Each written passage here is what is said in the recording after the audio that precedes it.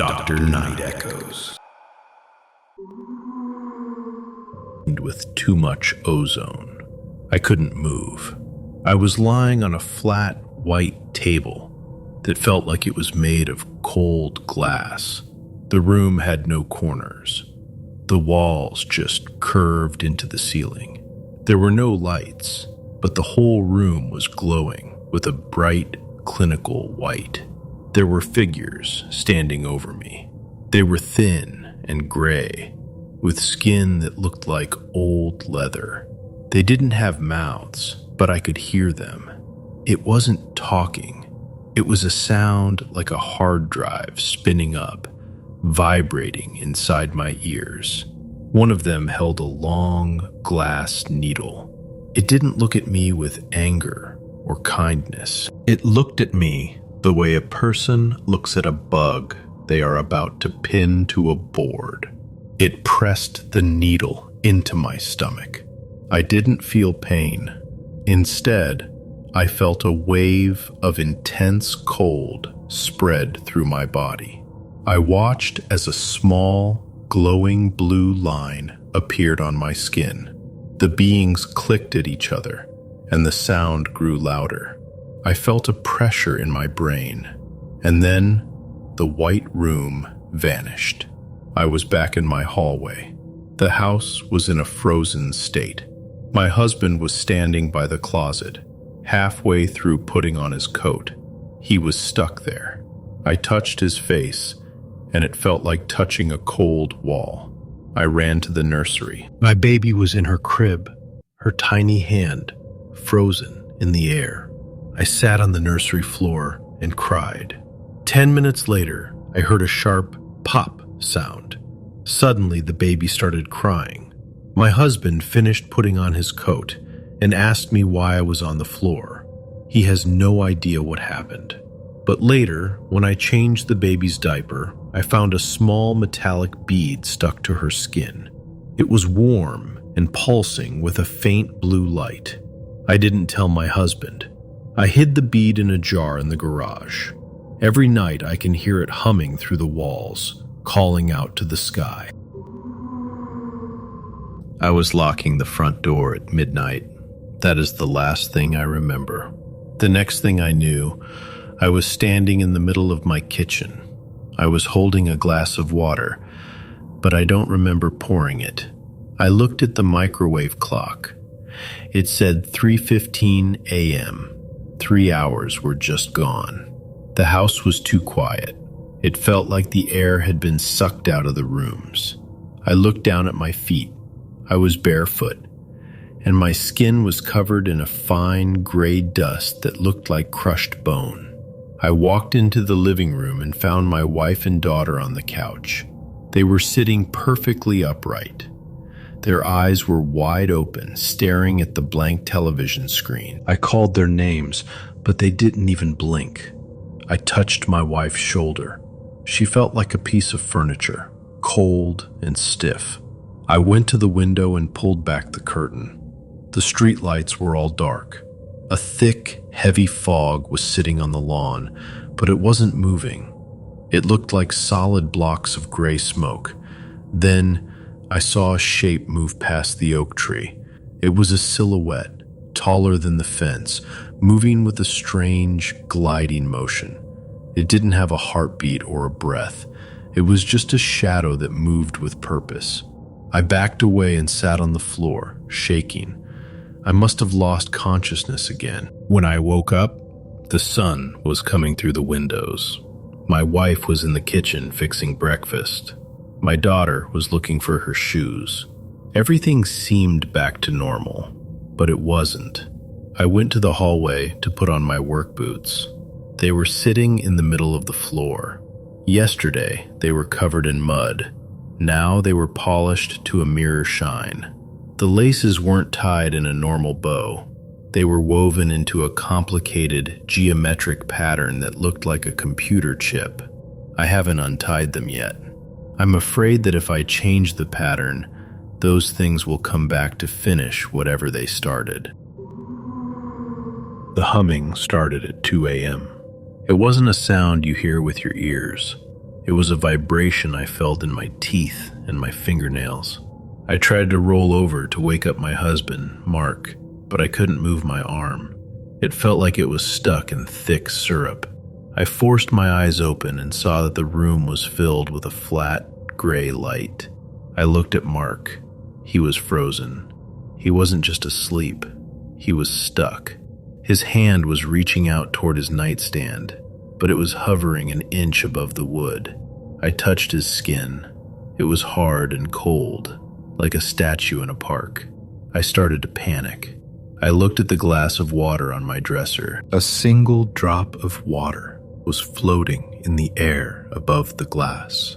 Gravity had simply stopped working for everything except me. I crawled out of bed, my heart hammering against my ribs. I stumbled into the hallway and saw them. There were 3 of them in my living room. They were incredibly tall, maybe 7 feet, and their skin looked like wet ash. They didn't have clothes, but they didn't have bodies like ours either. They were thin and spindly, with long fingers that had too many joints. They didn't have mouths or noses, just smooth, blank faces.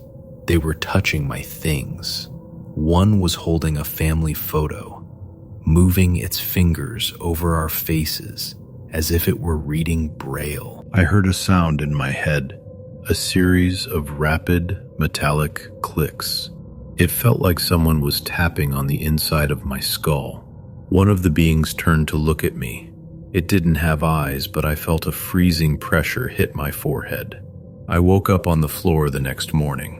Mark was in the kitchen making coffee. He acted like nothing happened, but when I looked at the kitchen table, our mail had been opened and resealed with a clear, sticky substance that smelled like bleach. For a second, Mark's face looked smooth and gray. Then he blinked, and he was normal again. I'm not sure if that's actually my husband. It was a Tuesday night on a back road when the world went dark. My truck just gave up. The headlights flickered once and died. I looked up through the windshield, expecting to see stars, but there was just a giant hole in the sky. It wasn't a ship with blinking lights. It was a massive, matte black shape, darker than the night around it. It felt like the air was being pulled out of my lungs. I tasted copper in my mouth, like I had been sucking on a penny. Then the world jumped. I was still sitting in my truck, but I wasn't on the road anymore. I was parked in the middle of a cornfield, 3 miles away. The engine was off. The keys were on the dashboard, lined up in a perfectly straight line. I looked down and noticed my shirt was buttoned wrong. Every button was 1 hole off. I never dressed like that. My jaw felt tight and sore. I leaned forward and pulled down my collar to look in the rearview mirror. There was a small white hole just under my jawbone. It didn't bleed. There was no scab. It looked like a clean drill hole in wood. It didn't hurt, but it felt cold deep inside, like something had been left open. I drove home slowly. My dog Duke knew something was wrong before I even opened the door. He didn't bark. He backed into the porch shadows and growled at my chest. Since that night, he won't come near me. His hair stands up every time I move too close. Last night, I was lying in bed when I felt it. Something hard shifted under the skin near my collarbone. When I touched it, it slid away, slow and deliberate. I realized then that I'm not alone in this body anymore. Something is hiding inside me, using my skin like a sleeping bag, and I don't know how to make it leave. I was lying in bed at 11 p.m. when I saw it. A flash of black light. Not white light turned off, but darkness so deep, it felt like a hole opened in the ceiling. Then I woke up. It was 9 a.m. 10 hours of my life were just gone. I sat up and immediately knew something was wrong. My room wasn't messy. It was too clean. Every piece of clothing I owned had been taken out of my closet and dresser. Shirts, pants, socks, all of them folded into perfect 2-inch squares. They were stacked in the middle of the floor in a tall, straight pillar. No wrinkles, no mistakes. It didn't look human. My left ear started to itch. It wasn't painful, just a strange tickle deep inside. I reached up and felt something thin. I pulled gently, and a translucent thread slid out of my ear. I kept pulling. It didn't stop. When it finally came free, it was almost 4 feet long, wet, with a clear fluid. The moment it left my body, a loud humming sound in my head shut off. The silence hit so hard, I almost passed out. I went to the bathroom to steady myself. I looked in the mirror and screamed. My reflection was delayed. When I lifted my hand, the version of me in the mirror waited, then copied the movement. I blinked. It blinked after me. I think the thread was a control line. Something had been moving me while I was gone. When I pulled it out, I broke the connection. Now nothing is synced properly. I've been sitting on my porch for hours. The trees move first. The sound of wind comes later. I don't know if I'm really back or if I'm just a copy that's starting to glitch. The car engine died right in the middle of the bridge. 1 second the radio was playing, and the next, everything went silent. A bright flash of white light hit the windshield. It felt like a physical weight pressing down on my chest, and then everything went black. When I opened my eyes, I was standing in my own kitchen. I don't remember driving home. I don't remember walking through the door. The whole house smelled like heavy bleach and burnt hair. I called out for my wife, but there was no answer. I walked into the dining room and stopped. Our dog Buster was floating 4 inches off the rug. He wasn't moving. He looked frozen in place, like time had hardened around him, but there was nothing holding him up. 2 figures stood over him. They were tall and thin. Their skin looked like gray, wet ash. They had no mouths, no noses, just smooth, blank faces. They held long glass rods and moved them slowly through Buster's fur, precise and careful. They didn't look at me. I was only a few feet away, but I didn't exist to them. A sharp clicking sound filled my head, like something locking into place. My knees buckled, and I hit the floor. I woke up in my bed the next morning. I almost convinced myself it was a dream until I went to the kitchen. Every label in the pantry was gone. Every can, every box, stripped clean and reorganized by weight. Perfect rows, no words. My wife sat at the table. She smiled, but her eyes didn't move. Her pupils weren't round. They were small, perfect black squares. She lifted a blank silver can and ate slowly, staring at the wall. She didn't recognize me. That's when I understood. They didn't just clean the house. They emptied it. And whatever they put back wears our faces, but doesn't know our names. I got home at 2 a.m. I remember turning off my car, and then nothing. I woke up standing in my living room. My shoes were gone, and my socks were damp. There was a strange tingling on the back of my neck. I reached up and felt a tiny hole that was leaking a clear, thin fluid. I looked around my house and my heart started to race. It was too clean. It felt like a giant hand had come down and sorted everything. All the books on my shelf had been taken down and placed on the rug in a perfect, overlapping circle. I went into the kitchen. I had a junk drawer full of loose screws, batteries, and rubber bands. Now, all of it was laid out on the counter. Every screw was lined up by size. Every battery was pointed in the same direction. It didn't feel like a person had done this. It felt like a computer had analyzed my life. I went to the bedroom and saw my clothes. They weren't in the closet anymore. They were laid out on the bed.